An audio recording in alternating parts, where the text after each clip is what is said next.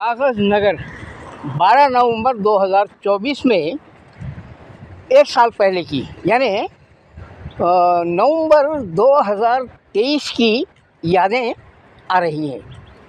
बहुत यादें आ रही साहब। अब वो यूँ था साहब कि बीआरएस के लीडर को हराने के लिए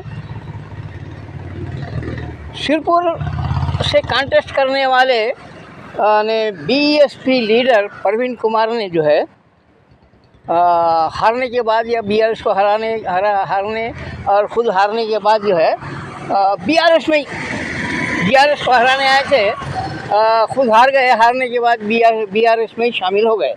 अब उसी तरीके से जो है बीआरएस के जो लीडर है कोनेरू कोनप्पा साहब ने कांग्रेस के लीडरों को जो है बीआरएस में मिलाया और उनके ज़रिए जो है अपने ही बीआरएस पार्टी के जो है लीडर को जो है म्यूनसिपल चेयरमैन के ओहदे से हटाया।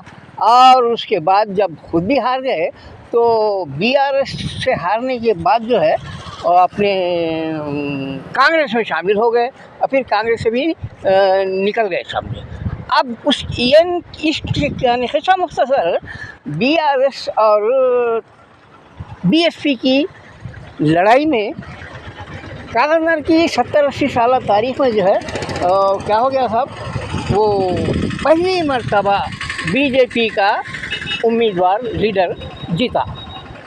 अब वो चूँकि रियासत में जो है हुकूमत कांग्रेस की है इसलिए और यहाँ की ज़िले की जो है सियासत में न सिर्फ हारी हुई लीडरशिप बल्कि जीती हुई बीजेपी की लीडरशिप भी जो है बेकार ही साबित हुई, बेफ़ायदा ही साबित हुई साहब कि वो कुछ नहीं कर सके।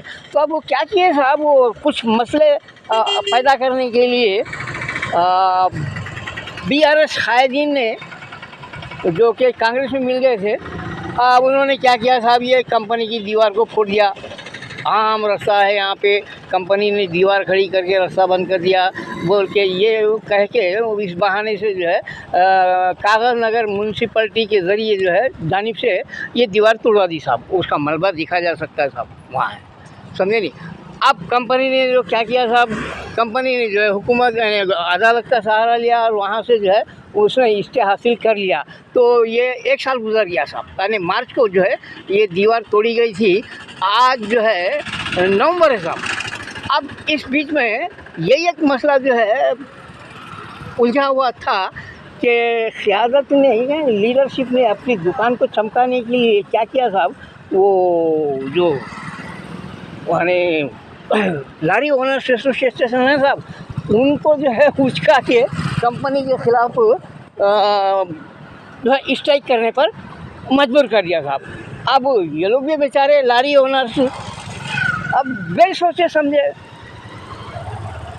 वो स्ट्राइक कर लिए, जिसके नतीजे में जो तीसरा महीना चल रहा था, 3 महीने से जो है कागजनगर के लारी ओनर्स एसोसिएशन जो है नुकसान उठा रहे हैं साहब स्ट्राइक में रह के। क्यों बोल रहे थे, इसलिए कि ये इसके एसपीएम जो चला रहा है वो मैनेजमेंट के पास अगर लारी ओनर स्ट्राइक कर देती है तो उसका मुतबादिल उसके पास है साहब, वो उससे काम ले रहा, समझे नहीं। और वैसे भी क्या है, ये कोई छोटी मोटी फैक्ट्री नहीं है साहब, बहुत बड़ी फैक्ट्री है, निज़ाम सरकार की बनाई हुई, एशिया में भारी सनतों में शुमार होता था इसका। और यहाँ पे जो है कंपनी के अंदर तक रेलवे लाइन बिछी है साहब। और उस ज़माने में जो है कोयला लारियों से नहीं आता था साहब, वैगनों से, मालगाड़ियाँ से आता था। मालगाड़ी पूरी मालगाड़ी जो है कंपनी के अंदर दाखिल होती थी, इसलिए लाइन अंदर है। तो अब वो काय को मारेंगे साहब उन्हें, हैं। अब जिसकी वजह से क्या हो जा रहा था, लीडरों को तो कुछ नहीं हो रहा, फ़र्क नहीं पड़ रहा, उधर कंपनी के भी काम चल रहे हैं, कंपनी को भी कोई फ़र्क नहीं पड़ रहा। अलबत्ता ये बेचारे गरीब लारी ओनर्स जो है परेशान हो जा रहे साहब, इसलिए कि वो उनकी लारियाँ नहीं चल रही साहब। अब उनको मेरा मशवरा ये है कि आप जो है स्ट्राइक में रहो, लेकिन बाहर के काम अभी करते रहो भाई, वरना क्या है आपके घरों में चूल्हे कितने जल रहे हैं, क्या जल रहे हैं वो आपको खुद मालूम है। बस साहब इतना ही।